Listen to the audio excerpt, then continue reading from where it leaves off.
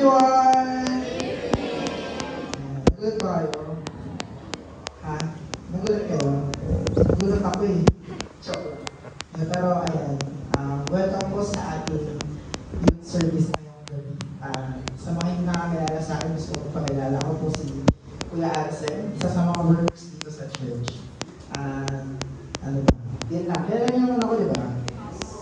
Opo. And it is my first time ever na mag-share ng word ng Lord dito po sa ating youth service. Pwede bang i-share nyo naman ako?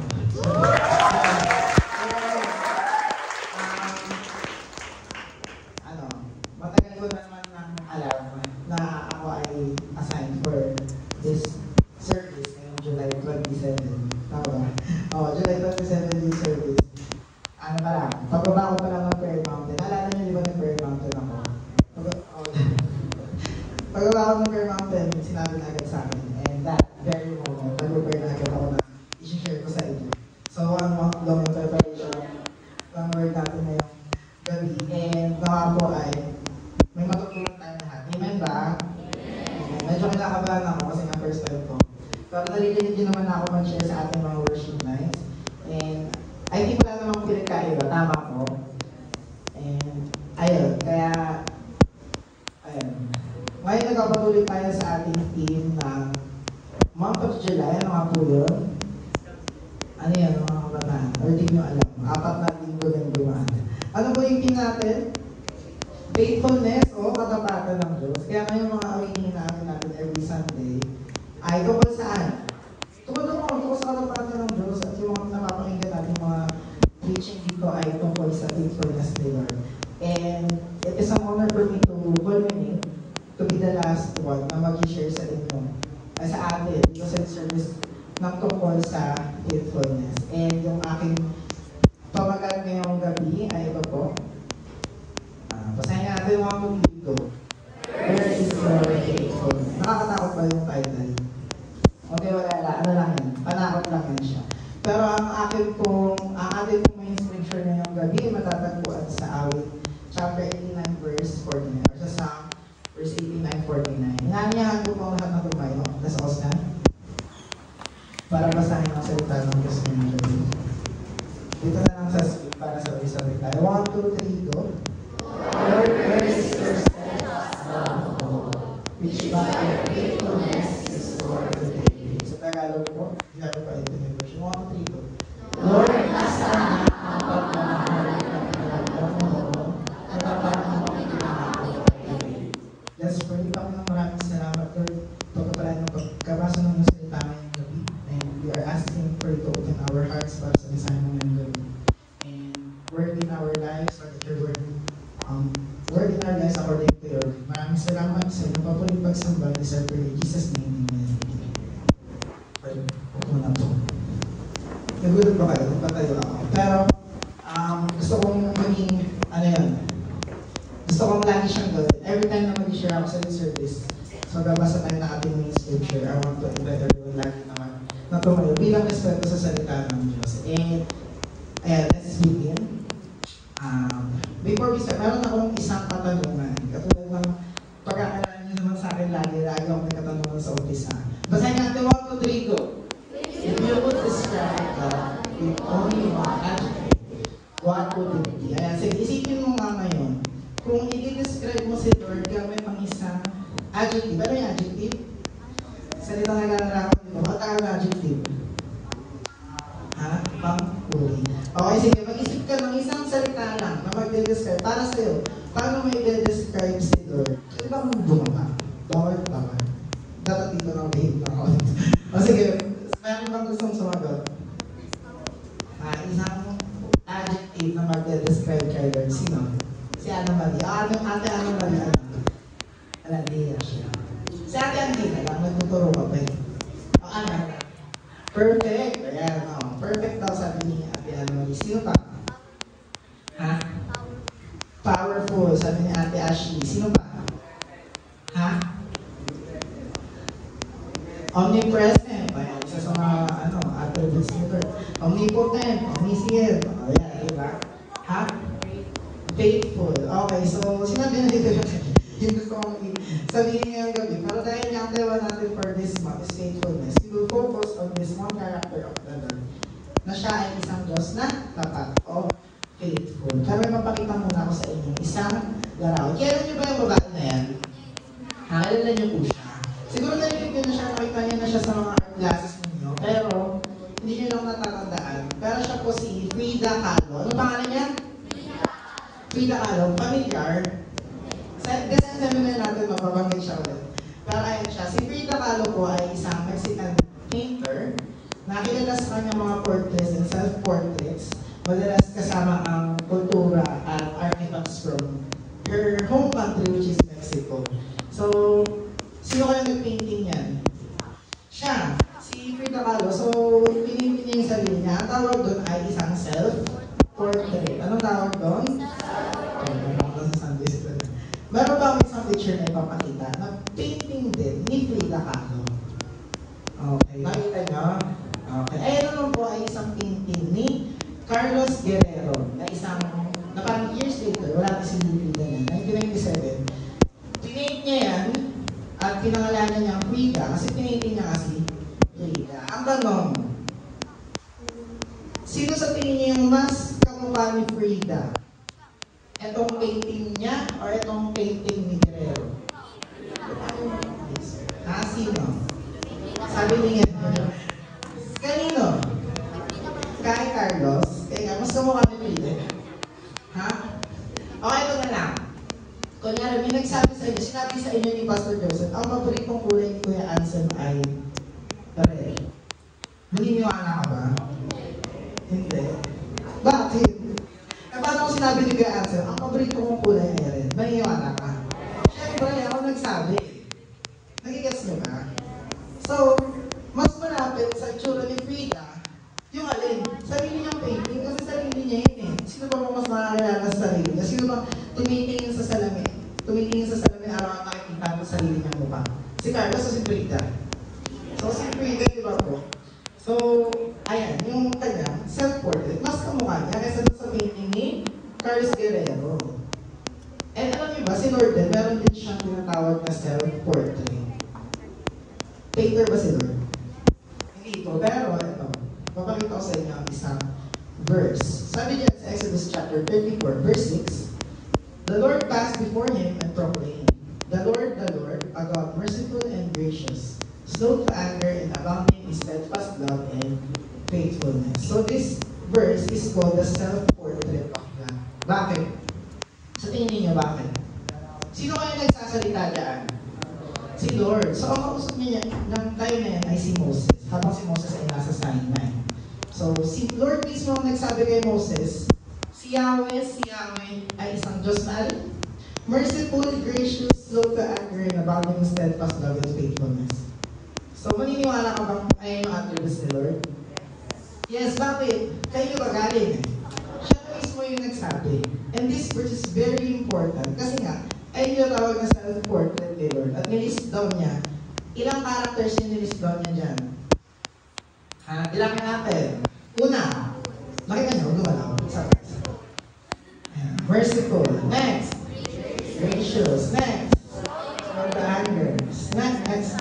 Abounding in steadfast love and faithfulness. So may 5 characters ni Lord na sinabi niya. Siya mismo nagsabi sa atin. Sinabi niya kay Moses na ito ako. Ako ay isang Diyos na merciful or compassionate sa ibang version. Gracious, slow to anger, and abounding in steadfast love sa ibang version is loyal love and faithfulness. Okay, anong meron? Sobrang importante ng verse na yan to the point na paulit-ulit siyang ni-reference or ni-recode sa buong Old Testament. This is the most quoted text in the Old Testament. At makikita natin yan sa maraming mga verses katulad sa itong verse na ito. Binabas ba? Ayan. Psalm 86 verse 15. Sino kayo nagsabi niyan? Si David. Ayan ay isang prayer ni David. Sabi niya, "But you, O Lord," basahin natin 1, 2, 3, go. "A God merciful and gracious, slow to anger, and abounding in steadfast love and faithfulness." Magkamukha ba yung verse? Opo, kasi nga, alam ni David, si Lord siya nagsabi. Pwede niyang sabihin na ayaw din talaga si Lord. Ano pa? Sabi diyan sa Nehemiah chapter 9, verse 17, 1 to 3.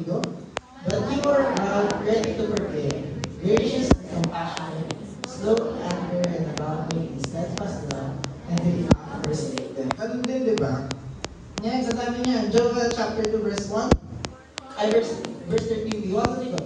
For he is gracious and compassionate, slow to anger, and about him is steadfast love, and he relents over disaster. Nag-launch pa kayo. Ayan, sabi din sinabi ni John na pinag-aaralan natin ngayon sa Don't Watch. Nag-aaral siya earlier, di ba? Kasi parang nagbago-isip ko sa inyo eh. So sabi niya, for I know that you are a gracious God and merciful, slow to anger and abounding steadfast love, and relenting from disaster. Nakita niyo po, alam niyo ba kung ilang beses na ulit yung verse na yan? The Old Testament, 20 plus times. Ay, 20 more times. Maliban doon sa Exodus chapter 34, verse 6. So, sobra siyang importante. And, mag-focus tayo doon sa pinaka. Saan kaya? Pinaka, sinabi ko na kanina sa inyo. Doon sa word na faithfulness. At para mas maintindihan natin siya, we will look at its Hebrew roots. Diba? Alam niyo naman ang Old Testament sa ang language siya na sulat. Tagalog ba yun? English ba? Ba Hebrew po. At ang Hebrew word niya ay ayan. Nababasa niyo? Mababasa niyo yan. Amen. Sabihin niyo nga, amen. Amen. At yung word na amen ay marami siyang mga words na connected siya. Kumbaga marami siyang tenses. Lalabasin niyo mo. Diba? So, ayan. Meron kayo na, aman, and amen. Pero ang kanyang pinaka-root, itong pangatlo na aman. Ano meron dyan, Kuya Anson? Wait lang. Ang ibig sabihin niya, lahat ng yan, iba-iba naman tenses, pero ang ibig sabihin niyan ay mga bagay na ito. Sabi dyan, steadiness, reliability, firmness, trust, faith, truth. So, marami. Yung mga words na ba yan, sa tingin nyo, connected sila? Or hindi? Connected sila, yung mga words na yan. And ganun din yung root family ng word na amen, or ng aman. So, tumutukoy siya sa pagiging steady. Ano ibig sabihin pag steady? Ito, steady ba to? Hindi. Ayan o, steady ba yan? O, di ba hindi? Kailangan ipita mo siya ng papel. Para maging steady siya. Nakikita nyo? Ano ibig sabihin ng reliable or reliability? Maaasahan mo pagkakatiwalaan. Kung baga pag sumangal dito, ito tutumba. Sabihin niyo ito tutumba pag sumangal ako dito. Tutumba ako dyan. Kasi hindi siya steady. Nakikita nyo? Ay, hindi siya firm. Hindi siya maaasahan. Trust. Faith and truth. Nakikita po, pero ang pinaka-ibig niyang sabihin ay true. O katotohanan. Sabihin niyo nga, true. Yeah, wait lang, kinakabahan ako. Okay, sige. And wait lang. Naalala niyo ba yung worship night natin noong December? Meron tayong series. Hindi alam na grade 7 kasi wala pa kayo nun. Pero meron tayong unbox, tama ba? Taas kami nakakaalala. And we did word studies. Ito pong message natin ngayong gabi is another word study tungkol dito sa word na amen. Naalala niyo naglaro tayo nung time na yun? Hindi. Pero ngayon maglalaro tayo.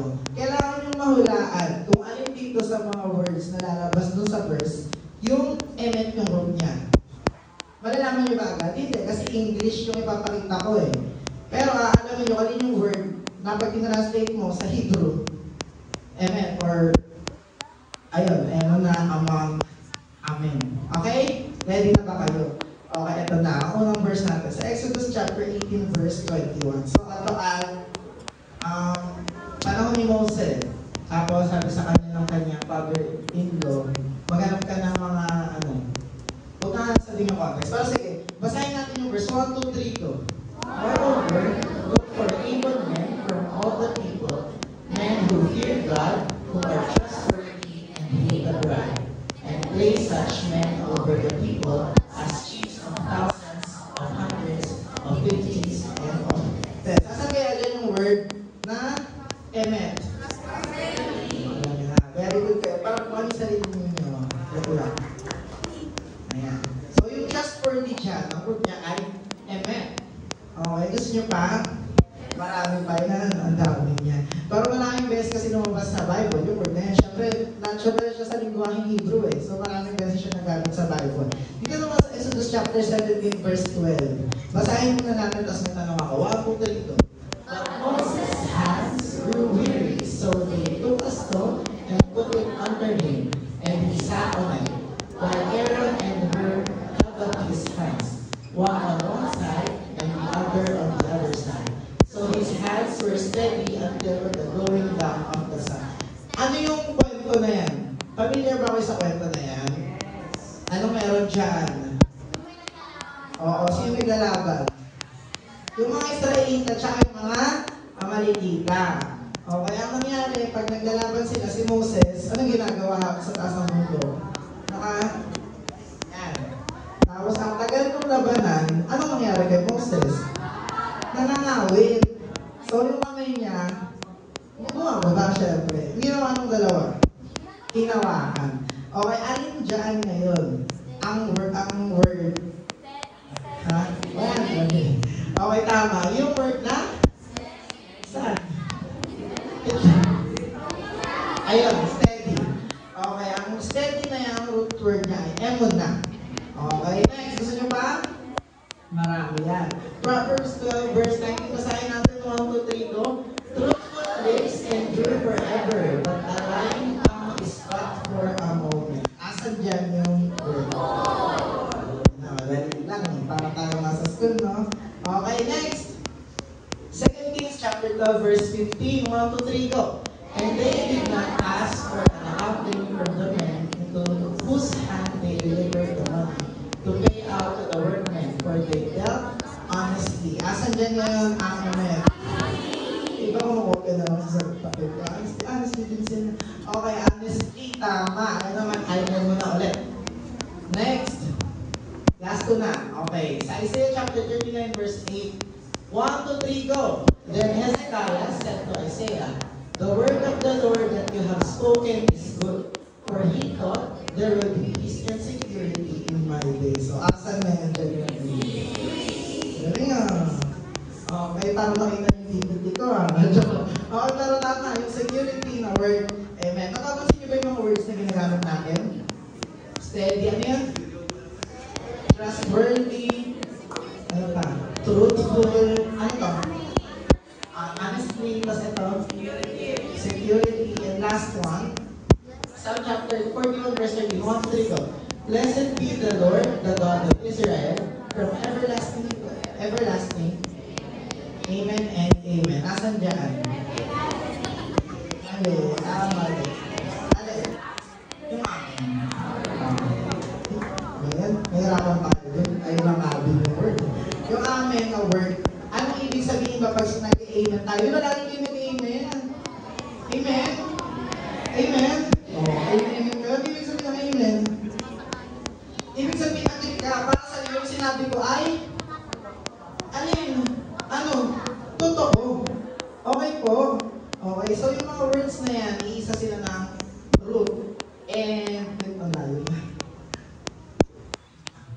Okay, so, balik tayo dun sa word kanina dun sa Exodus chapter 34, verse 6, na faithfulness. Ngayon, sa tingin nyo ba aksidente na nasa last yung faithfulness? Diyan sa self-portrait ni Lord. Okay, sabi po dito, God's self-portrait ends with faithfulness because it's the foundation of everything God says about Himself. His grace, patience, and love aren't fleeting emotions. They're anchored in His unchanging character. Kumbaga, it's a way of God para sabihin sa atin na yung mga pinagsasabi ko na ano yun? That I am merciful, gracious, slow to anger, and abounding in steadfast love. Mapagkakatiwalaan mo yung mga pinagsasabi ko. Yung mga pinagsasabi ko na yan ay totoo. Amen ba? Hiniwala ba kayo na yung mga bagay na yun totoo? At kapag sinabi ni Lord, totoo. Kasi nga, His character is unchanging. And He is a God who is trustworthy and reliable and faithful. Amen ba? Amen. Siya na mismo nagsabi. Or di ka naniniwala. Okay lang din naman. Kung di ka naniniwala ng faithful si Lord. Pero, yung faithfulness ni Lord, makikita natin yan all throughout the scriptures. Sa buong story ng Bible. Mula sa pinaka-umpisa, creation hanggang sa pinaka-dulo, sa Revelation. Okay? And makikita natin yan, especially sa buhay ng isang tao na to. So Genesis chapter 15, verses 5 to 6. Basahin natin ang Rodrigo. Dinala siya ng Lord sa labas ng tent niya at sinabi, tumingin ka sa langit, tingnan mo ang mga stars. Kaya mo bang bilangin yan? niya ang magiging anak mo. Naniwala si Abraham kay Lord at dahil po, tinuloy siya ni Lord na matuloy. Sino yung taong tinuloy dyan? Si Abraham. Bago pa siya naging Abraham, ano pangalan niya? Abraham. Kasi Lord sa kanya ay nangako. Sabi, makikita mo ba yan? May star sa ako. Makikita mo kaya kung bilangin yung star sa langit. Siyempre, dito sa Tondo, pag gabi, sumingin ka sa lahat, wala masyadong stars, nabibilang mo lang, di ba po? Pero nung time na yan, wala pang polusyon at wala pang mga pabrika. Pag tumingin ka sa langit, sobrang daming bituin. Mabibilang kaya yun ni Abraham? Hindi po kasi sobrang dami ang pangako sa kanya ni Lord na ganun karami ang kanyang magiging anak. Ang problema, maniniwala ba si Abraham? Nung time na yan, ilang taon na ba siya? Sobrang tanda niya na po, pati yung kanyang asawa na sino? Si Sarah. Madali bang maniwala doon? Pero, kung tignan natin yung verse na yan, the English translation niya, meron dyan isang word na ML rule ulit. Hanapin niyo. Righteousness. Mali. Hanapin niyo. Meron ba? Or gawa-gawa? Meron. And he believe. Yung word na believe is, ang root word niya ay aman. Ibig sabihin si Abraham, nagtiwala siya kasi Lord ay trustworthy. Nagigets ko? Nagigets ba? And it's an impossible thing. Yung promise Lord na yun, hindi yun madaling ibigay. Kaya nga si Abraham tinawag na father of faith. Kasi nakikita natin sa buhay niya na siya ay nagtiwala kahit na imposible or kahit na mahirap. Sabi niya, Abraham is a prime example of trusting God's. Amen. He trusted God's promise of countless descendants even when it seemed impossible because he and Sarah were old and childless. Wala pa silang anak, mas matanda na sila.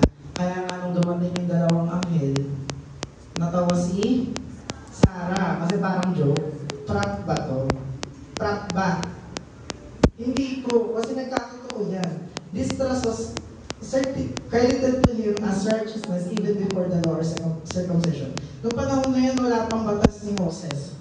Hindi pa nag-descend si Lord ng Ten Commandments. Tama? Pero sinabi si Abraham ay matuwid. Bakit? Kasi siya ay nagtiwala kay Lord. Nagtiwala siya na ang Diyos na tumawag sa kanya, all of a sudden, mula sa lupain ng kanyang ama, ay isang Diyos na mapagkakatiwalaan. Amen po? Nagkatotoo ba yung promise ni Lord? Nagkatotoo yun. Hanggang sa kanyang mga anak, sa buong story ng buhay niya, sa buong story ng kanyang saling lahi, sino anak niya? Hanggang sa story ni Isaac, naging tapat si Lord. Hanggang sa story ni Jacob, naging tapat si Lord. To the point na naging isang malaking bansa ng kanyang lahi. Di ba po? Tama ba? Opo, ang bansa, Israel. Ganun karami yung naging kanyang descendants. Na hanggang ngayon, naniniwala na yan tayo rin ay mga kaabu-abuhan ni Abraham. Amen po? Amen. At isa sa mga apo niya, yung naging pinakamagiging na hari ng Israel, sino kaya yun? Titingnan din natin yung story ni David. Sabi niya sa 2 Samuel verse 7, chapter 7 verse 15 to 16, pasahin natin, 1 to 3 go. Pero hindi magbabago ang wagas kong pagmamahal sa kanya. Di gaya ng ginawa ko kay Saul na tinanggal ko bilang hari para palitan mo. At ang lahi at kahayaan mo ay sigurado magtataga. Magiging matotal ang paghahari mo forever. Di ba, Taglish? Sabi dyan ni Lord kay David, yung kanyang kingdom daw ay hanggang kailan? Forever, habang buhay.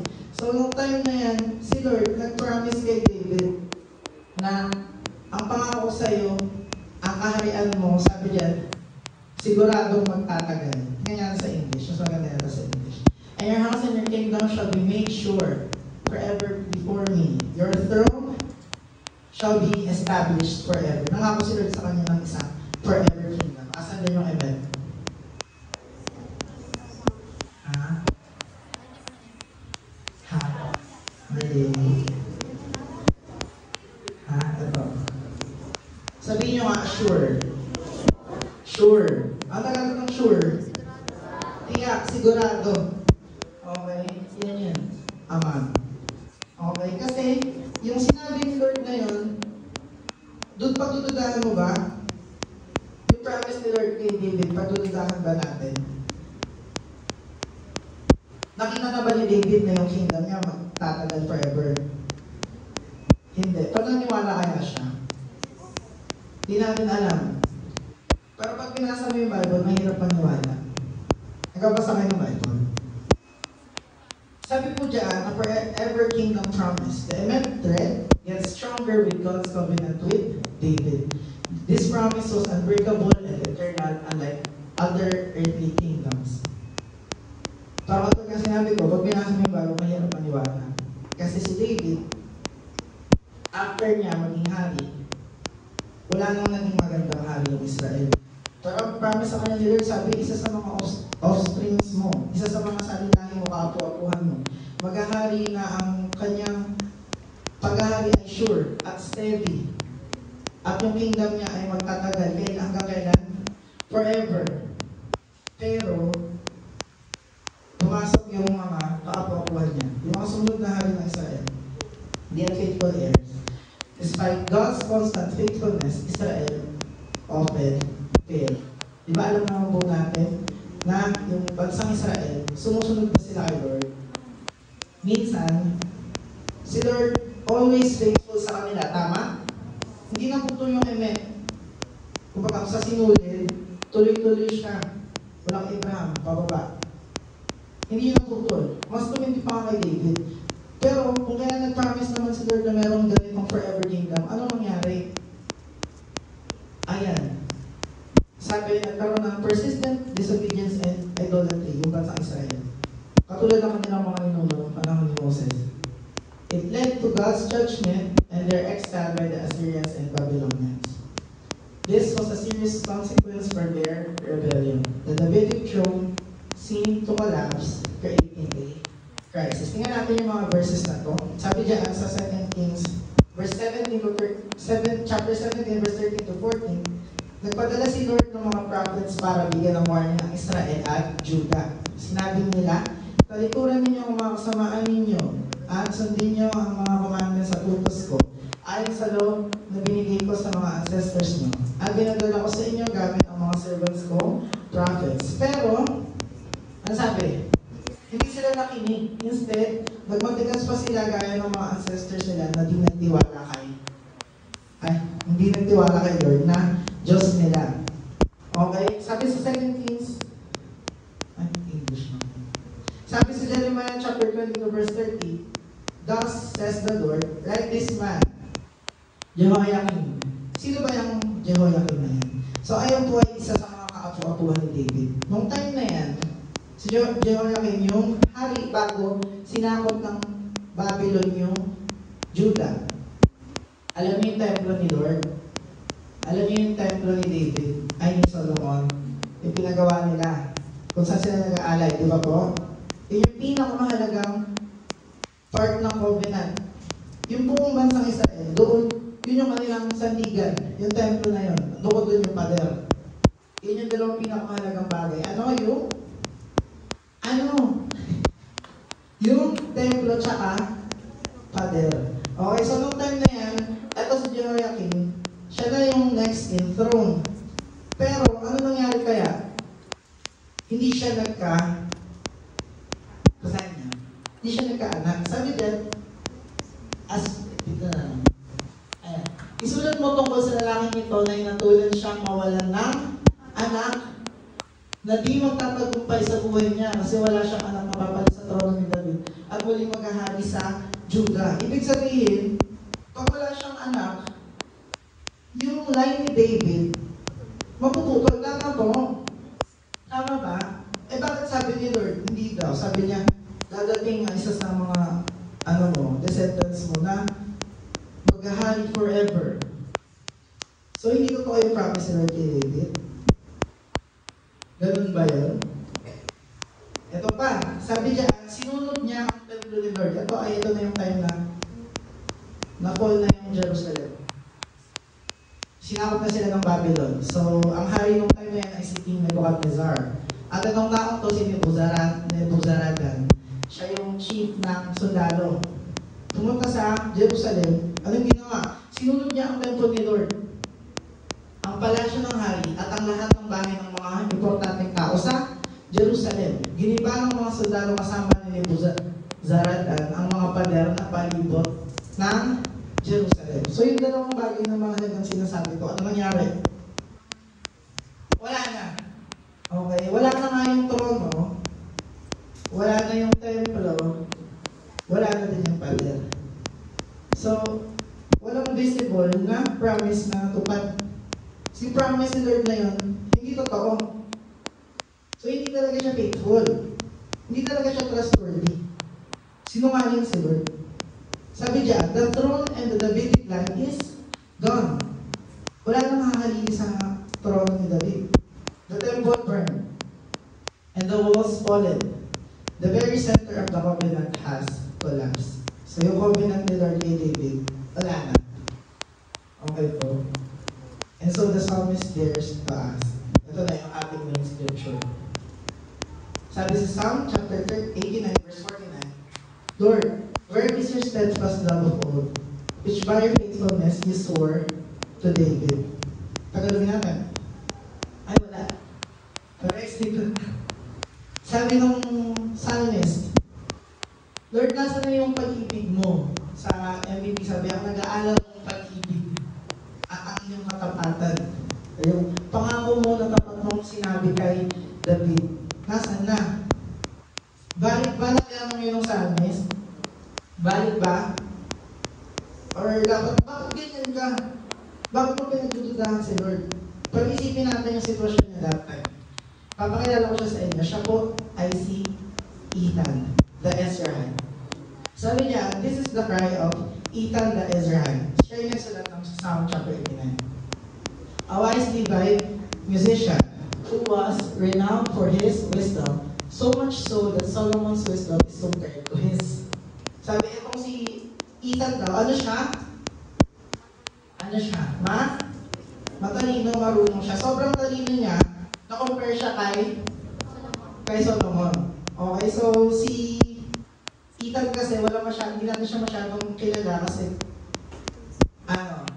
konti lang, twice lang siya nabanggit sa Bible. Okay, etong time ay, papakita yung verse.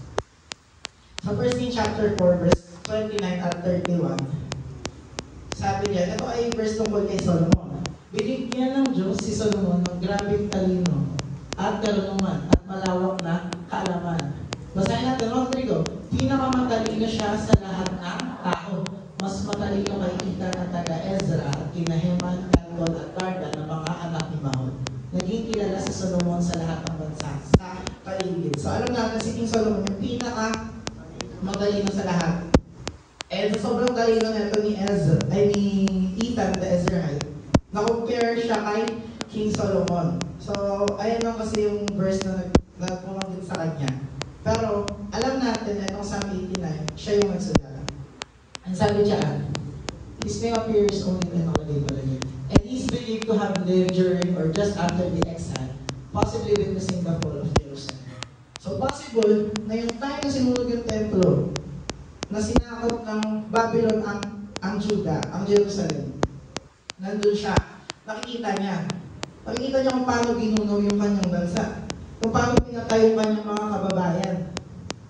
Pero at the same time, alam niya na si Lord, may pangako kay David. And hindi nag-make sense yun. Nag-guess niyo ba? Kasi promise mo, Lord, si David, magkakaroon siya ng, yun lang yung maghahari forever. Pero ang nakikita ko ngayon, maghahari ka forever? Hindi. Nasunog na nga yung templo eh. Wala nang Judah, wala nang Israel.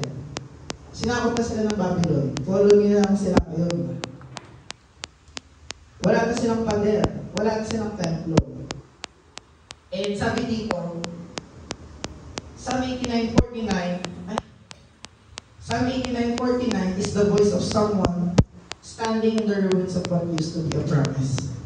So, si Ethan, nakatayo siya sa ruins ng kanyang bansa. Na ang pangako ni Lord para sa bansang yan ay iba sa nakikita niya. Ethan doesn't walk away from God. He walks toward Him with his confusion. Pag binasa mo yung buong Psalm 89, hindi lang siya tungkol sa reklamo ni Ethan kay Lord. he praises God. And sabi diyan, he walks toward Him. Kahit na, para sa kanya, hindi nag-make sense yung mga bagay. Kahit nung time na to, confused siya, lumapit siya kay Lord. And sabi diyan, he teaches us that faith doesn't always sound like praise. It can sound like protest, but even protest can be worship when it's rooted in trust. Pero, the fact na binanggit ni Ethan, yung promise Lord kay David, sinasabi sa atin na alam niya na may promise pa rin si Lord para sa kanyang bansa. Amen po? Na-standing pa rin yun. Valid pa rin yung promise ni Lord. And kung hindi man matupad, hindi pa nakatutupad sa nakikita niya ngayon, naniniwala siya na si Lord ay amen. Mapagkakatiwalaan. At yung promise na yun ni Lord ay kanyang tutuparin. Amen? Sabi dyan, you say you're faithful but everything feels broken. Siguro ayun yung nararamdaman ni Ethan that time. And sabi dito sa PPT, maybe you've been there, or maybe today, this is your cry too. Pwede ngayon, na nandito ka ngayon, ayan din yung sinasabi mo kay Lord. Maybe you're standing in the middle of your own collapse, your own broken promise, an answered prayer, delayed hope. And all you can whisper is the same question. Lord, where is your faithfulness? Akala ko ba tapat kang Diyos? Ayun yung sinasabi ni Ethan kay Lord that time. And valid ba yun? Pero sabi, valid yun. Kasi ayun yung emotion na naramdaman niya that time. And ayun yung nakikita ng mata niya. Iba sa alam ng isip niya. Na si Lord ay faithful. And this time, kinwestiyon niya yun. And alam niyo ba kung ano yung malungkot? Namatay si Ethan, ganun pa rin. Sakop sila ng ibang bansa. Wala silang templo. Wala silang pader. So basically, namatay siya, hindi nasasagot yung tanong niya. And kung pinasa mo yung the rest of the Old Testament, wala. Walang dumating. Hindi nabalik yung trono sa linya ni David. Ibig sabihin ba nun, sinungaling si Lord. Pero 600 years later, nang sinabi yun ni Ethan, yung Bible naging New Testament, yung Hebrew naging Greek. So yung word na emet sa New Testament, ang translation niya ay, basahin natin 1, 2, 3, go. Aletheia. Ganun din yung ibig sabihin. Truth, faithfulness, real, trustworthy, and firm. And 600 years later, sabi sa John chapter 1 verse 14. Basahin natin, 1, 2, 3, go. And the Word became flesh and dwelt among us, and we have seen His glory, glory as of the only Son from the Father, full of grace and truth. Nasaan na yung aletheia? Yung truth. So yung truth, di lang yan. Sabi pa dito. Sinasabi ko sa inyo na dumating si Christ bilang servant ng mga Diyos para ipakita na tapat ang Diyos at tumutupad siya sa mga pangako niya, sa mga ancestors nila. Nasaan dyan yung aletheia? Tapat. Okay. So basically, yung emet, yung sinulit na hindi naputol. Sabi dyan,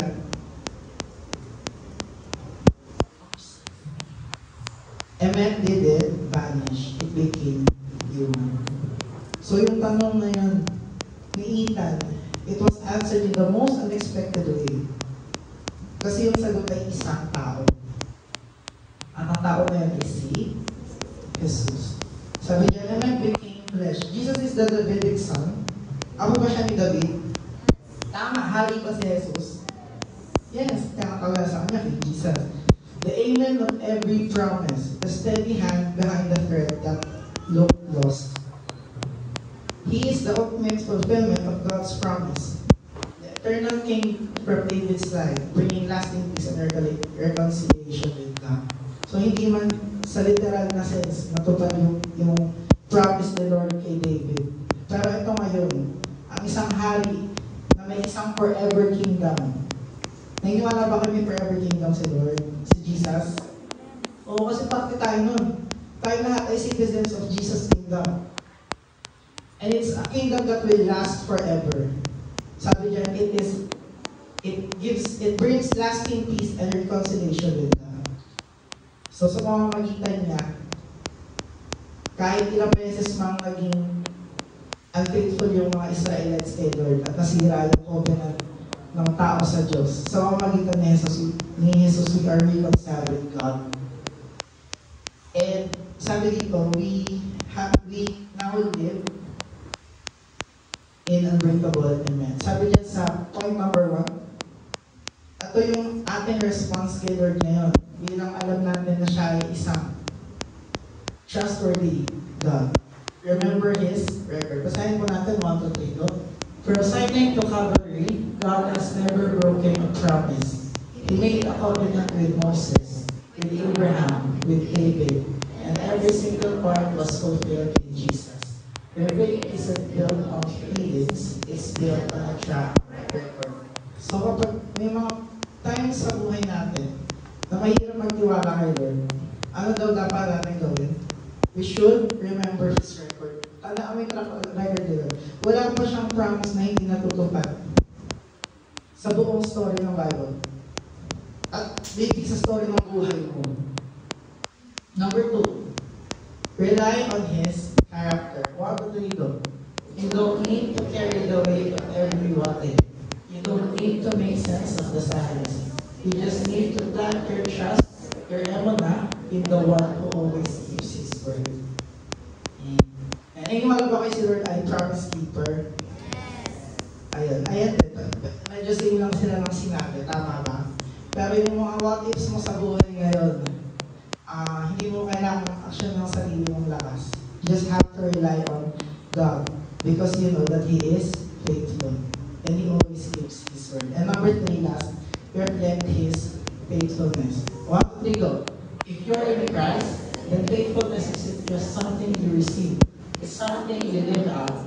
Show up, follow through, and keep your word. Because you don't just believe in God's name, you belong to it. Sabi diyan, we should also be faithful, just as how the Lord is faithful.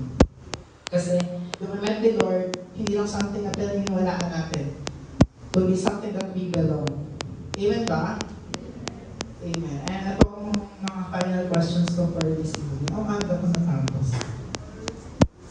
Where are you still whispering some amen for them? Sa anong areas ng buhay mo, tinatanong mo si Lord na tanong na yan, na Lord, where is your faithfulness? Sabi niya, this question comes from places that feel abandoned. Is there a promise you're still waiting on a situation that feels forgotten? Kung ito yan ngayon, it's okay na tanongin mo si Lord. Kasi even okay nga magalit kay Lord, amen ba? Kasi yung galit is an emotion na valid. Na si Lord talaga yung nagbigay sa atin yan. Ang mali is when you dwell on it. Na talagang galit ka lang kay Lord. At makakalimutan mo na completely yung kanyang faithfulness sa buhay mo. Amen? And second question, meron pang last. Have God's delays make you take matters into your own hands? Are you trying to fix things your way because it feels like He's too slow? Are you trusting God or just trying to survive without Him?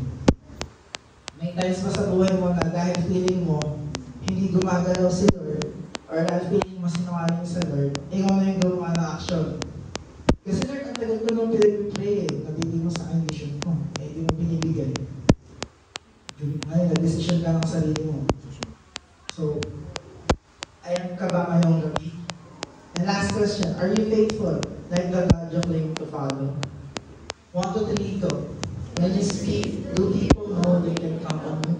In your family, your ministry, your money, your secret life, are you consistent, reliable, loyal?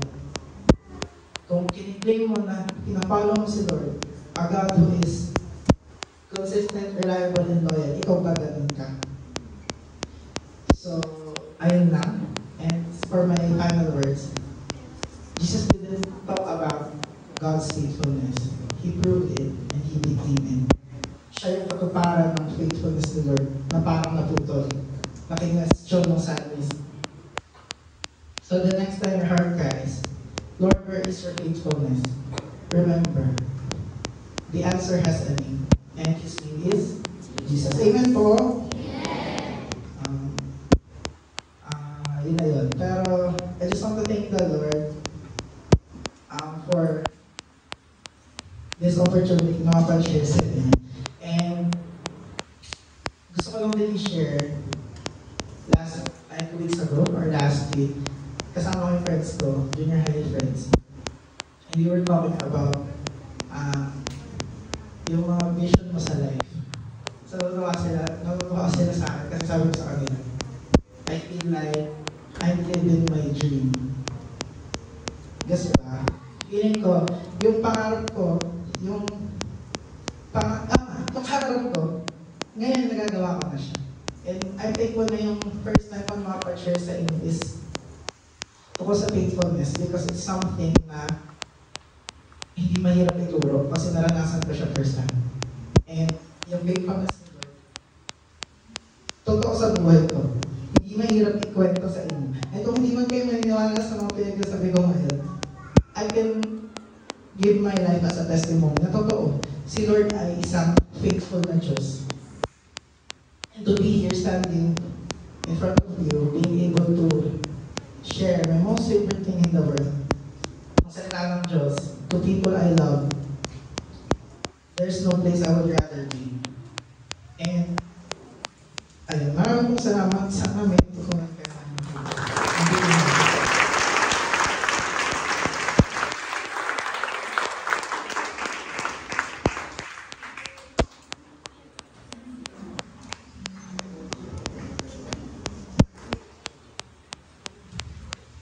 Sige pa tayo po, malakpakan po natin po yan.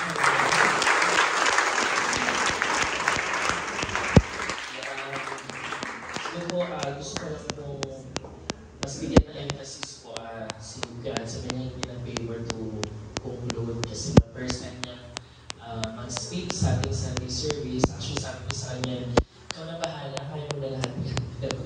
Ayun, gusto ko lang po siguro habang nagtuturo din si Kuya Ansel, one of the things na gusto ko po matutunan natin lahat from him, ever since naman, nung dati pa, hindi pa naman workers si Kuya Ansel ninyo, nung kami po ay nag-start pa lang na aming Bible study group ng college, yung tinatawag natin Kapitero dati, he's really one of those few people na talaga makikita ako ng interes sa salita ng Diyos.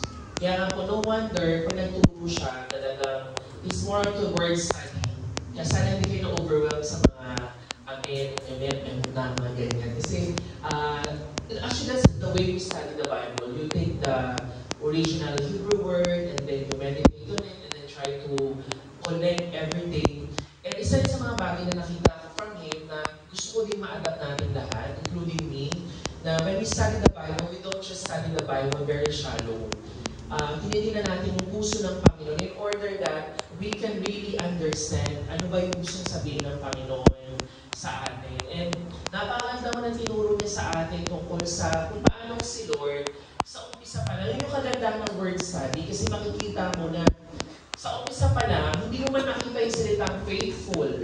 So, binibilang mo lang yung salitang faithful na English term. Pero hindi mo alam na ever since pa lang, creation pa lang, makikita mo na yung salitang amen. Makikita mo na yung salitang faithfulness ni Lord. And up to now, sa katauhan ng ating Panginoong Jesus na sinasamba. And ang tanong sa atin ngayon mga kabataan, bilang mga kabataan, kumusta ba yung ating katapatan din kay Lord? Kanina nga din hapon, ako din ang nagsalita sa ating mga magulang. At ang tanong sa ating lahat doon is, hanggang saan aabot ang katapatan natin kay Lord? Kasi di ba, maganda na pag-aaralan natin na si Lord ay tapat. Sabi nga sa 2 Timothy, if we are faithless, He will remain faithful. Kasi yun na mismo yung character ni Lord eh. That's the true character ni Lord na kahit tayo ay hindi magiging tapat sa Kanya, mananatili siyang tapat. Yung katapatan niya, hindi siya naka-equal sa pag ako hindi naging tapat, hindi siya magiging tapat sa akin. Na kapag ako ay hindi maging mabuti, si Lord din ay maging masama, gagantihan niya ako ng kasamaan. Hindi kasi ganong klaseng Diyos ang ating Panginoon. Kaya nagtanong sa ating mga kabataan, if we know that the Lord is faithful, how do we respond to the faithfulness of the Lord? Sa mga bagay na realize ko, and I also shared it this afternoon, na ang Panginoon is really not after you being perfect. Alam mo, sa ating lahat dito, wala sa ating dito ang magiging perfecto sa harapan ng Panginoon. Ngayon, pwede kang very faithful, tama? Pwede kang sasabihin mo, Lord, faithful ako sa iyo, umaatin ako ng mga gawain, lalo ng grade 7 natin, we appreciate you dahil nagsisimula kayo talagang on time. Actually, before time, dumadating sila sa mga gawain. Worship night, they're the first people to come here for worship night. Kaya natin, sila yung nagpupuno ng mga first 3 rows, yung ating grade 7. Pero darating ang punto, pag tumanda na kayo makita, bakit yung mga college namin, dumadating sila, pakita na ng service, iba namin mga ating kuya, dumadating sila, kahit late, okay lang. You will be influenced by other people, and ang masasabi mo, hindi na ako magiging tulad ng dati. Makikita mo yung sarili mo na, may time pala na magiging hindi ako faithful, Lord, sa'yo. Ang maganda, si Lord hindi siya nagde-desire ng ating perfection. Kasi alam naman na ni Lord na kahit kayo mga chosen people niya, alam na ni Lord yung katigasan ng puso-pulo nila. Kahit na ang Panginoon nag-reveal na ng kanyang katapatan, na magiging totoo siya sa covenant niya sa kanila, yung mga chosen people, the Israelites, they keep on sinning, up and down, roller coaster ng kanilang faith kay Lord. And tayo din, alam ni Lord, na may mga pagkakataon sa buhay natin na hindi ka magiging tapat. Pero ang tinitingnan ni Lord, hindi yung perfection, but are you going to remain sa Kanya? Mananatili ka ba sa Kanya? Pipilitin at sisikapin mo bang maging tapat sa Panginoon? Kaya mga kabataan, we already know, nilatag na ni Kuya Ansem, all the root words ng mga katapatan ni Lord. Ang tanong, how do you respond to His faithfulness? Kasi kung naligtas mo yung katapatan ni Lord, hindi pwede na isang taong tapat sa'yo, gagantihan mo ng kasamaan. If you know someone is really true to you, faithful siya sa'yo, ang sarap balikan nun ng katapatan din. Tama po ba? Alam mo na, Lord, tapat ka sa akin. Lord, sino ba ako para gantihan kita ng kasamaan ko at ang hindi ko rin pagiging tapat? Sisikapin ko, Lord, maging tapat sa inyo. Now, let's ask ourselves, mga kabataan, lalo kayo mga kabataan, gaano ka ba katapat kay Lord? Yung faithfulness mo sa Kanya. Faithful ka ba ngayon sa gawain ng Panginoon dahil may kaibigan ka pang kasama? Kasi nga, gusto natin i-promote yung barkada Diba? Na good ang bawat sa kabataan, may barkada silang nasa loob ng church. But let me ask, so paano pag ikaw na lang mag-isang marketing? Yung kaibigan mo walang gana na, will you still remain faithful kay Lord? Kasi hindi ka sa tao tumitingin, kay Lord ka tumitingin. Nakakatugtog ka ngayon kasi everything is fine. You're serving. Nakakapagturo ka sa kabataan kasi lahat in favor, maybe comfortable sa'yo. Pero paano pag hindi na pabor sa'yo yung sitwasyon? May mga taong nag-a-against sa pagsaserve mo. May mga taong pwede ka ng questioning. O di kaya, conflict na sa schedule mo. May mga bagay na, kailangan ko itong i-consider, mahalaga din yung work ko, or let's say, mayroon akong gawain sa school, and then, nag-test kung paano ko ba ibabalansin yung oras ko sa school, maging sa oras ko sa church, yung paglilingkod ko kay Lord, versus yung mga pansarili kong gusto ng oras na ginugugol ko. Doon natin makikita, do we remain faithful kay Lord? Mga kabataan, napakadaling maging faithful pag madali ang sitwasyon. Diba? Tama po ba? Pag mahirap ng sitwasyon, ang dali nang magsabi na, Lord, sorry, pwede ba excuse muna ako?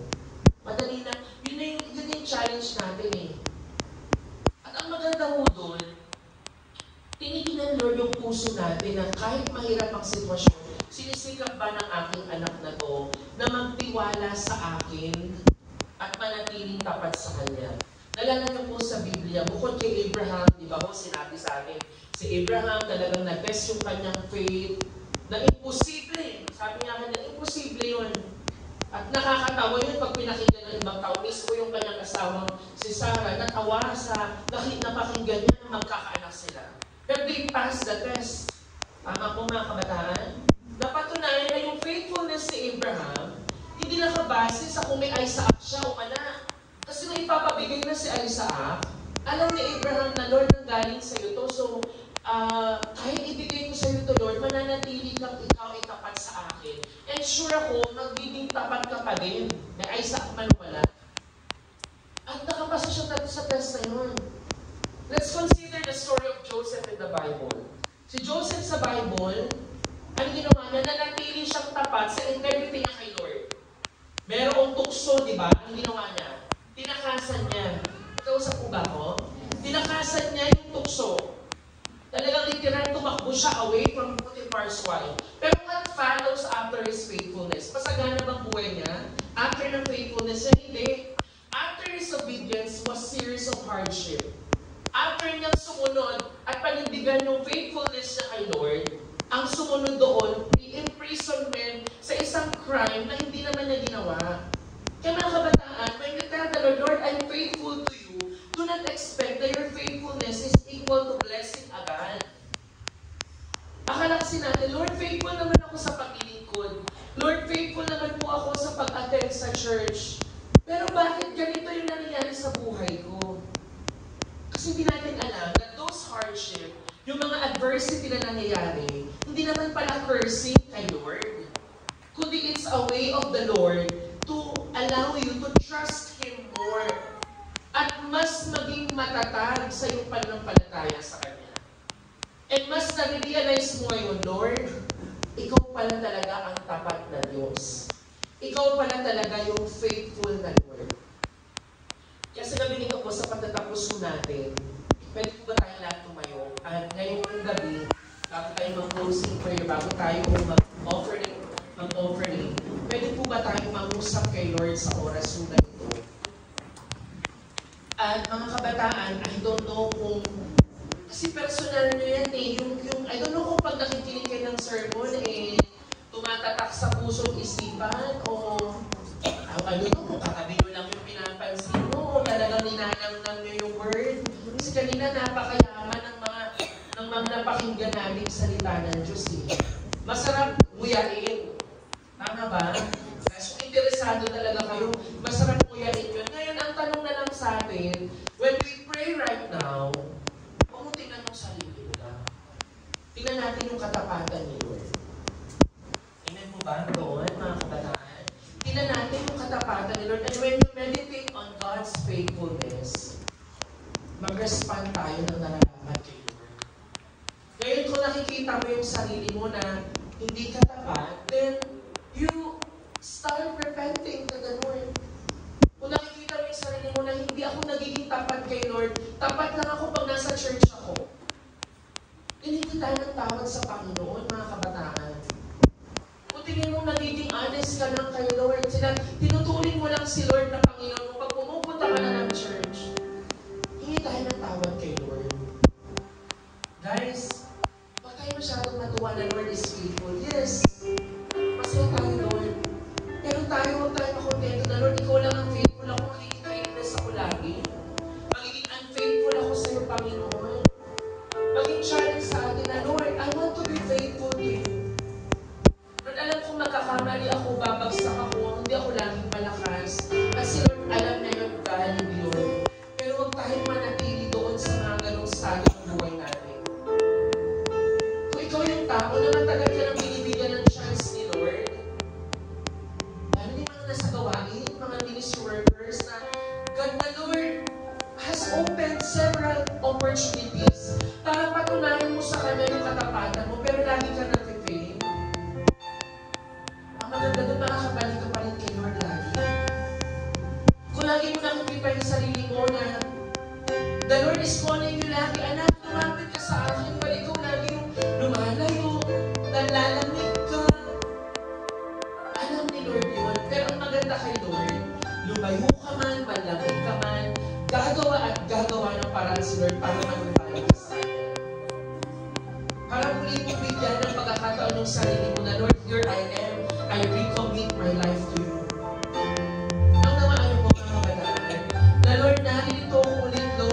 last week, hindi talaga ako naging faithful sa'yo sa maraming aspeto. Pero Lord, nandito po ako, Panginoon. I rely sa character mo, Panginoon, sa kung sino ka. Hindi dahil sa'yo. Hindi dahil malakas tayo, mga kabataan. Hindi dahil maganda ang panahon, hindi na umuulan, so faithful ulit tayo. Alam mo yun? Wala magkakasama kami, may training kami, may disiplina kami, faithful kami, wala na, iwahiwalay na ulit tayo. Unfaithful na naman tayo. Ang maganda doon, si Lord na nanatiling tapat. Amen po ba? Dahil na ang katapatan ng Panginoon. At ngayon pong hapon, ngayong gabi, bago tayo mag-offering kay Lord, mag-usap ka kay Lord ngayon. Pwede bang ipikit mo yung mata? Habang tayo po yung lumalapit kay Lord sa oras na to, alalahanin natin yung katapatan ng Panginoon sa buhay mo natin. Huwag kang mag-rely, huwag kang mag-dwell doon sa sakit na naramdaman mo, sa problema mo sa magulang, huwag kang mag-dwell doon. Yung problema na meron ka ngayon, yun ang isipin mo, Lord, dakila yung katapatan mo sa akin. Ano mang pagdaanan ko, Lord, dakila ka pa din, Lord, tapat ka pa din, Panginoon, sa buhay ko. And let's allow the faithfulness of the Lord to change our hearts at maliit tayo sa totoong repentance at panunumbalik sa Kanya. Awitan natin ang Panginoon, mga kapatid. Ini-encourage mo lahat na mag-focus lamang sa Panginoon at pasalamatan si Lord sa dahilan ng katapatan sa buhay natin. Salamat po, Panginoon, dakila ka aming Ama. Sadyang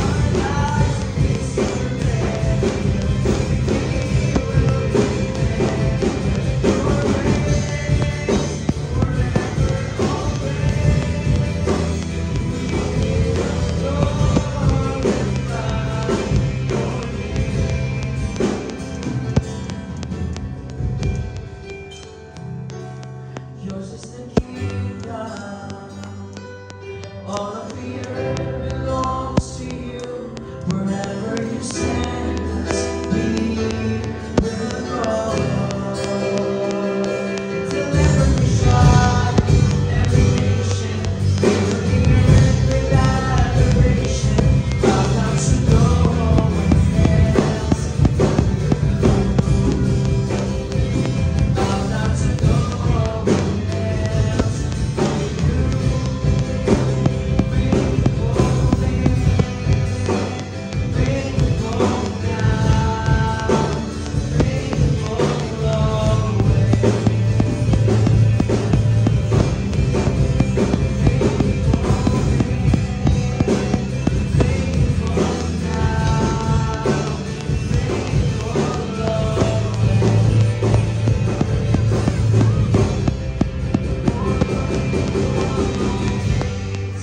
And true you are all things.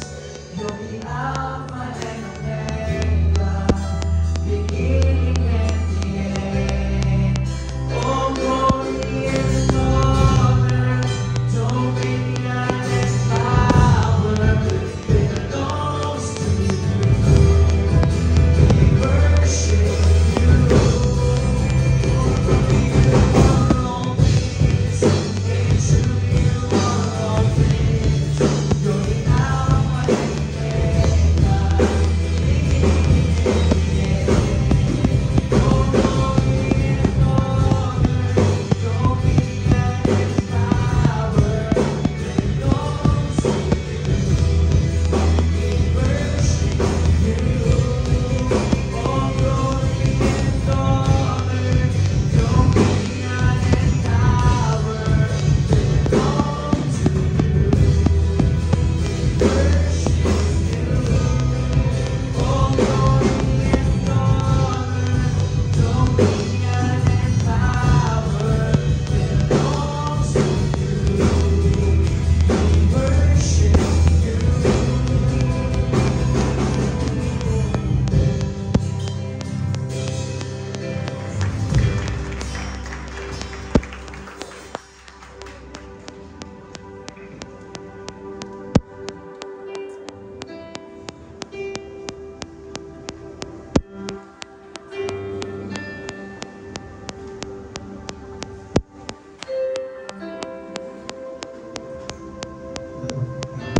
I invite everyone again to stand up po.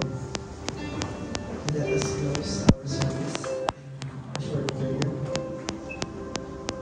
Let's pray. Lord, compassionate and gracious, slow to anger, abounding in steadfast love and faithfulness. It is wonderful to think na sa mundo namin na walang kasiguraduhan, patuloy ng mga pagdududa, na isang bagay na sigurado po kami, isang bagay ng tiyak at subok na. Kayo po ay ang kapalaran. Lord, we thank you for your message this evening. Sa pagpapaalala po sa amin, sa mga panahon na kami nagdududa, na wala ng pananampalataya sa inyo, Come just God, na dapat mula noon hanggang ngayon. But God who is faithful then, faithful now, is faithful always in our lives. Lord, we thank you. And we look up to you, Lord. Kung meron lang po sa amin ngayong gabi, mga puso, Lord God, na tinatanong yung tanong ng salmista, hinahanap yung katapatan mo, that will be reminded of your faithfulness, and let your word this evening comfort us and restore us and be our hope, Panginoon.